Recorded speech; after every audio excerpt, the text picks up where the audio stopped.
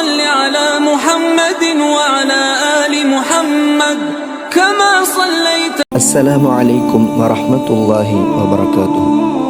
പ്രിയമുള്ള മുഅ്മിനീങ്ങളെ, ഇന്ന് ലോകത്ത് ഏറ്റവും കൂടുതൽ ചർച്ച ചെയ്യപ്പെടുന്ന, പലപ്പോഴും തെറ്റിദ്ധരിക്കപ്പെടുന്ന ഒരു വിഷയമാണ് മുസ്ലിം സ്ത്രീകളുടെ ഹിജാബ്. പലരും ചോദിക്കാറുണ്ട്, ഈ 21-ാം നൂറ്റാണ്ടിലും സ്ത്രീകളെ വസ്ത്രത്തിനുള്ളിൽ തളച്ചിടേണ്ടതുണ്ടോ എന്ന്. ഹിജാബ് എന്നത് സ്ത്രീയുടെ സ്വാതന്ത്ര്യത്തിനുമേലുള്ള കൂച്ചുവിലങ്ങാണോ, അതോ അതൊരു സുരക്ഷാ കവചമാണോ? നമുക്ക് യുക്തിപൂർവ്വം ഒന്ന് പരിശോധിക്കാം.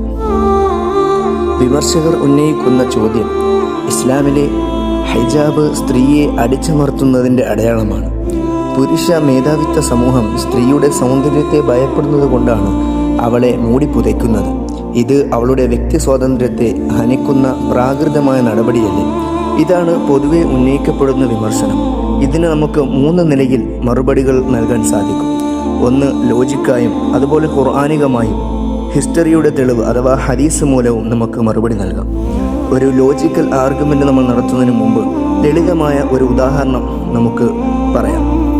നമ്മുടെ കയ്യിൽ വിലപിടിപ്പുള്ള ഒരു രത്നമോ സ്വർണമോ അല്ലെങ്കിൽ നിങ്ങളിപ്പോൾ ഉപയോഗിക്കുന്ന വില കൂടിയ സ്മാർട്ട് ഫോണോ ഉണ്ടെന്ന് കരുതുക. നിങ്ങൾ അത് എങ്ങനെയാണ് സൂക്ഷിക്കുക? അത് വഴിയരികിൽ ആർക്കും കാണാവുന്ന രീതിയിൽ തുറന്നു വയ്ക്കുന്നു? ഇല്ല, നമ്മളത് ഭദ്രമായി ലോക്കറുകളിൽ സൂക്ഷിക്കുന്നു. ഫോണിനാണെങ്കിൽ പോറലേൽക്കാതിരിക്കാൻ നമ്മൾ പൗച്ചും സ്ക്രീൻ ഗാർഡും ഉപയോഗിക്കുന്നു. എന്തുകൊണ്ട്? ഉത്തരം വളരെ ലളിതമാണ്. വിലപിടിപ്പുള്ളവയെല്ലാം സംരക്ഷിക്കപ്പെടേണ്ടതുണ്ട്. Valuable things represent protection. ഹിജാബ് ധരിക്കുന്ന ഒരു സ്ത്രീയും സമൂഹത്തോട് പറയുന്നത് ഇതാണ്: എൻ്റെ ശരീരം ഒരു പൊതുസ്വത്തല്ല, അത് ആർക്കും കണ്ട് ആസ്വദിക്കാനുള്ള പ്രദർശന വസ്തുവുമല്ല. ഞാൻ എനിക്ക് അർഹതപ്പെട്ടവർക്ക് അഥവാ എൻ്റെ ഭർത്താവ്, കുടുംബം, ഇവർക്ക് മാത്രം കാണാനുള്ള അമൂല്യമായ വ്യക്തിത്വമാണ്. വീടിന് നാം മതിൽ കെട്ടുന്നത് വീടിനെ തടവിലാക്കാനല്ല, മറിച്ച് അതിന് സുരക്ഷിതത്വം നൽകാനാണ്. ഹിജാബ് സ്ത്രീയെ തളച്ചിടലല്ല, മറിച്ച് ചൂഷണം നിറഞ്ഞ നോട്ടങ്ങളിൽ നിന്നും അനാവശ്യമായ ശല്യങ്ങളിൽ നിന്നും അവൾക്ക് നൽകുന്ന സേഫ്റ്റി കവചമാണ്. എൻ്റെ ശരീരം കൊണ്ടല്ല, എൻ്റെ ബുദ്ധി, സ്വഭാവം, പെരുമാറ്റം എന്നിവ കൊണ്ട് വിലയിരുത്തൂ എന്ന ഒരു സ്ത്രീയുടെ ശക്തമായ പ്രഖ്യാപനം കൂടിയാണ് ഹിജാബ് ധരിക്കുന്നതിലൂടെ ആ സ്ത്രീ വെളിപ്പെടുത്തുന്നത്. ഖുർആനിക് എവിഡൻസ് നാം പരിശോധിച്ചാൽ, വിശുദ്ധമായ ഖുർആനിൽ സൂറത്തുൽ അഹ്സാബിൽ അല്ലാഹു 59-ാം ആയത്തിൽ പറയുന്നു: നബിയെ, തങ്ങളുടെ പത്നിമാരോടും പുത്രിമാരോടും സത്യവിശ്വാസികളായ സ്ത്രീകളോടും അവരുടെ മൂടുപടങ്ങൾ അഥവാ ജിൽബാബ് തങ്ങളുടെ മേൽ താഴ്ത്തിയിടാൻ പറയുക. അവർ തിരിച്ചറിയപ്പെടുവാനും അങ്ങനെ അവർ ശല്യം ചെയ്യപ്പെടാതിരിക്കുവാനുമാണ് അത് ഏറ്റവും അനുയോജ്യം. ശ്രദ്ധിക്കുക, ഈ വചനത്തിൽ 2 കാര്യങ്ങളാണ് അള്ളാഹു പറയുന്നത്. ഒന്ന്, തിരിച്ചറിയപ്പെടാൻ, ടു ബി റെക്കഗ്നൈസ്ഡ്, അവൾ മാന്യയായ സ്ത്രീയാണെന്ന് സമൂഹം തിരിച്ചറിയണം. 2, ശല്യം ചെയ്യപ്പെടാതിരിക്കാൻ, ടു ബി പ്രൊട്ടക്റ്റഡ്. വസ്ത്രധാരണത്തിലെ മാന്യത പലപ്പോഴും അനാവശ്യമായ ശല്യങ്ങളെ ഇല്ലാതാക്കുന്നു. അതുകൊണ്ട് തന്നെ ഹിജാബ് ഒരു ബാധ്യത, ബേർഡൻ അല്ല, അതൊരു അടയാളം, ഐഡൻറ്റിറ്റിയാണ്.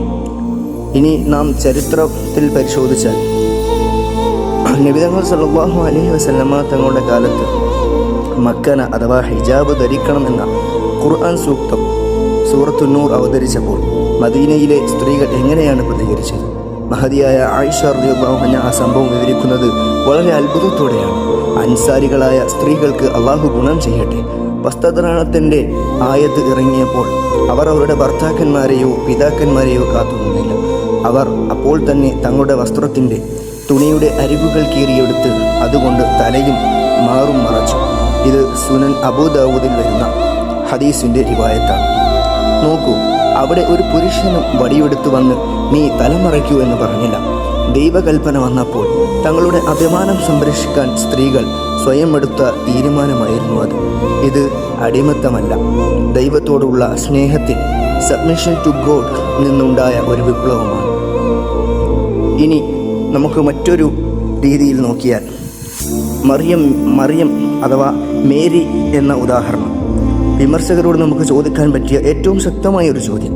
ലോകത്ത് ക്രൈസ്തവരും മുസ്ലിമീങ്ങളും ഒരുപോലെ ആദരിക്കുന്ന സ്ത്രീയാണ് ഈസാ നബി അലൈഹിസ്സലാമിൻ്റെ അഥവാ യേശുവിൻ്റെ മാതാവായ മറിയം, മദർ മേരി എന്നവർ അവകാശപ്പെടുന്നത്. ലോകത്തെവിടെയുമുള്ള മേരിയുടെ ചിത്രങ്ങളും രൂപങ്ങളോ ഒന്ന് പരിശോധിച്ച് നോക്കൂ. തലമുടി മുഴുവനായി മറച്ച് അയഞ്ഞ വസ്ത്രം ധരിച്ച മോഡസ്റ്റ് ക്ലോത്തിങ് രീതിയിലല്ലാതെ മറിയമിനെ കാണാൻ കഴിയുമോ? ഇല്ല. ക്രൈസ്തവ കന്യാസ്ത്രീകൾ അഥവാ നൺസ് തലമറയ്ക്കുന്നത് ആത്മീയതയുടെയും അതുപോലെ വിശുദ്ധിയുടെയും അടയാളമായാണ് ലോകം കാണുന്നത്.